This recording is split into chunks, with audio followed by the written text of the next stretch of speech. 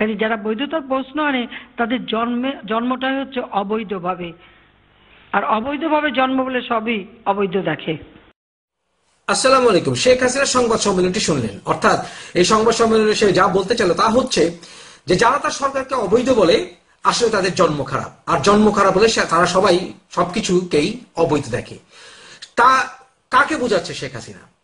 আওয়ামী লীগ কি বোঝাচ্ছে বিএনপির জন্ম খারাপ, জামাতের জন্ম খারাপ, যারা তার এই রাজনীতিকে, এই ক্ষমতা দখলকে অবৈধ মনে করে? নাকি 99% মানুষ যারা তার ইলেকশনে যায়নি, যারা মনে করেছিল এই ইলেকশনটি লোক দেখানো ইলেকশন, এই ইলেকশন রেজাল্ট সাধারণ জনগণের ইলেকশন নয়, যারা মনে করে এইভাবে ক্ষমতা দখল করা হচ্ছে অবৈধ, যারা মনে করে বাংলাদেশের সংবিধানই হচ্ছে অবৈধভাবে তৈরি, অর্থাৎ যারা আমরা আপনার জনসাধারণ তারা সবাই আমাদের জন্মদোষ আছে, কারণ জন্মদোষ থাকার কারণেই তার এই শাসনকে আমরা অবৈধ মনে করি।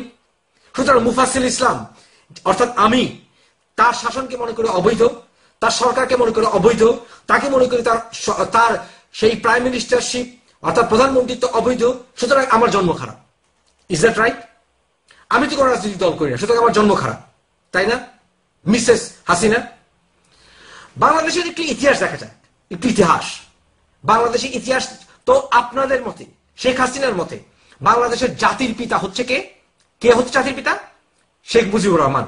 তাহলে আমরা সবাই বেজন্মা, কারণ আমাদের পিতা, আপনার যুক্তিতে, আমাদের যুক্তিতে নয়, আপনার যুক্তিতে আমাদের পিতা হচ্ছে শেখ মুজিবুর রহমান। সুতরাং শেখ মুজিবুর রহমান এই যে 16 কোটি বেজন্মাকে জন্ম দিয়েছে আপনার যুক্তি মতে, সুতরাং আপনার বাবাটি এই বেজন্মার কাজটি করেছিল, তাই না আপনার যুক্তিতে? আর আমাদের যুক্তিতে শেখ মুজিবুর রহমান জাতির পিতা তো দূরের কথা, জাতির জুতা, কারণ আমাদের জাতির পিতা হচ্ছে হযরত ইব্রাহিম আলাইহিস সালাম এবং আদি পিতা হযরত আদম আলাইহিস সালাম। সুতরাং জন্ম আমাদের অবৈধ নয়, জন্ম আপনার দিকে তাকান। আপনার আব্বা যখন আপনার মাকে বিয়ে করেছিল তখন আপনার মা ছিল নাবালিকা, জানেন কি? মনে পড়ে? সুতরাং বাংলাদেশের আইনে আপনার বাবার বিয়েটি ছিল অবৈধ, সুতরাং যার বিয়ে অবৈধ তার সন্তান অবৈধ, ইললেজিটিমেট। এটা হচ্ছে বাংলাদেশের আইন, চাইল্ড ম্যারেজ রেস্ট্রিকশন অ্যাক্টের অনুসারে। পড়ে দেখেন, পড়া দরকার। তাহলে বাংলাদেশের বেজন্মাকে, আমার জন্ম হয়েছিল ঢাকায় 1966 সালের অক্টোবর মাসে ইস্কাটনে মরিমানের ক্লিনিকে। আমার বাবা আমার মা ছাড়া আর কোনো মেয়েকে ভালোবাসেনি। আপনার বাবা কিন্তু শামসুল হকের স্ত্রীর সাথে পরকীয়া প্রেম করেছিল, কোথায় কি জন্ম দিয়ে জানি না। সুতরাং আমার জন্মের ব্যাপারে কিন্তু সামান্যতম কোনো সন্দেহ নেই যে আমার বাবা আর কোথাও কাউকে জন্ম দেয়নি। আপনার বাবা অবৈধভাবে কোথায় কোন বেজন্মাকে জন্ম দিয়েছে, আপনিও কি তাদের মধ্যে একজন কিনা একটু দেখে দেখেন, খোঁজেন। আপনার ভাইরা বেজন্মা জন্ম দেওয়ার জন্য মানুষের বউর দিকেও তাকিয়েছিল না? সুতরাং আপনার ভাইরা বেজন্মার জনক, কোথায় কাকে জন্ম দিয়েছে কে জানে? আপনার আব্বার জন্ম নিয়ে অনেক প্রশ্ন আসে, আমার বাবার জন্ম নিয়ে কোনো প্রশ্ন নেই। আমার বাবার নাম মোহাম্মদ নজরুল ইসলাম, অ্যাডভোকেট ছিলেন, সিনিয়র অ্যাডভোকেট। আমার দাদার নাম মোহাম্মদ সুলাইমান, উনি বাংলাদেশের ফিশারি ডেভেলপমেন্ট কর্পোরেশনের রিজিওনাল ডাইরেক্টর ছিলেন।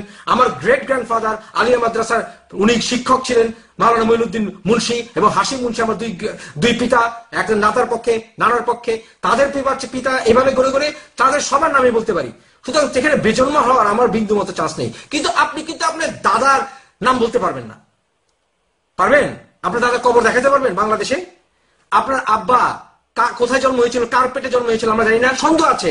আমি কেন বিশ্বের সমস্ত গণমাধ্যমে, সমস্ত ইন্টারন্যাশনাল মিডিয়াতে এখন আপনার বাবার জন্ম নিয়ে প্রশ্ন তুলে। সুতরাং বেজন্মার ঘরে যে জন্মায় সে কি জন্ম দিতে পারে? আমার মা কিন্তু পশ্চিমবঙ্গে সেজেগুজে এদিক ওদিক যেত না, আপনি কিন্তু সেজেগুজে এদিক ওদিক যেতেন, সেটা কিন্তু আমরা বিভিন্ন কিতাবে বইয়ে পড়ে আমরা জেনেছি না? আমার ফাঁসি চাই বইটি পড়েননি আপনি, নিজে সুশ্রী লেগেছিল। সুতরাং বেজন্মা কে একটু ঘেরে দেখেন। আমরা যদি বেজন্মা হই তাহলে বাংলাদেশে বেজন্মাতে তাকে সাথে থাকেন কেন? আপনি চলে যান না, আপনাকে যারা জন্ম দিয়েছে, অর্থাৎ ভারতে মোদী আপনাকে পেলে কি গালে চুমু দিবে, আর কয়েকটা জন্ম দিবে সুষ্ঠু মানুষদের, দেখেন ওখানে যান না। বেজন্মা কারা? আমরা মুসলমানরা বেজন্মায় বিশ্বাস করি না, অবৈধ সম্পর্কে বিশ্বাস করি না। আমরা বিশ্বাস করি মুসলমানকে জন্ম দেয়। আপনার পরিবারে ইহুদিকে বিয়ে করলে আবার সেটা মেয়ে হয়ে ইহুদিকে বিয়ে করলে সেটা আবার বৈধ বিয়ে হয়। আমাদের ধর্মে তা বলে না, আমাদের বলে সেই বিয়েটা ইলিজিটিমেট, সেই যারা বাচ্চা হবে সেগুলো ইলিজিটিমেট। আমাদের বৈধতার কোনো প্রশ্ন নেই ভাই। আপা, ম্যাডাম, খালা, নানি, ফুপি, দাদি, নাই নাই। সুতরাং নিজের দিকে তাকান, আয়নার দিকে তাকালে তো বেজন্মা কিভাবে দেখবেন? আসলে বেজন্মা কি এটা দেখতে হলে দূরে যেতে হবে না, নিজের আশেপাশে তাকায় দেখেন না, তাইলে তো হয়। আর ব্যাপার বলেছেন আপনি, যারা বেজন্মা, তারা যারা অবৈধ জন্ম তারা সবকিছু অবৈধ দেখে। না না না না, যারা অবৈধ তারা বৈধকে অবৈধ দেখে। আপনি কি আবার জানেন না যে আপনি বৈধকে অবৈধ এবং অবৈধকে বৈধ দেখছেন? আপনার বাবা শুরু করে গিয়েছিল গুম খুন, এগুলো সব বৈধতা দিয়েছিলেন রক্ষী বাহিনী করে, বাকশাল করে। এখন আপনারা বিভিন্ন ভাবে বৈধ জিনিসকে অবৈধ, অবৈধ জিনিসকে বৈধ করছেন। আপনারা বৈধ আইনকে পাল্টে অবৈধ আইন তৈরি করে কাদের মোল্লাকে ফাঁসি দিচ্ছেন, বলছেন এটা বৈধ।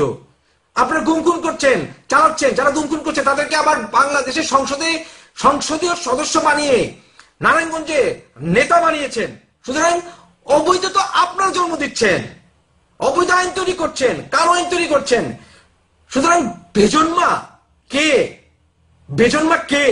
এটা শেখ হাসিনা। আয়নার দিকে তুমি তাকিয়ে দেখো।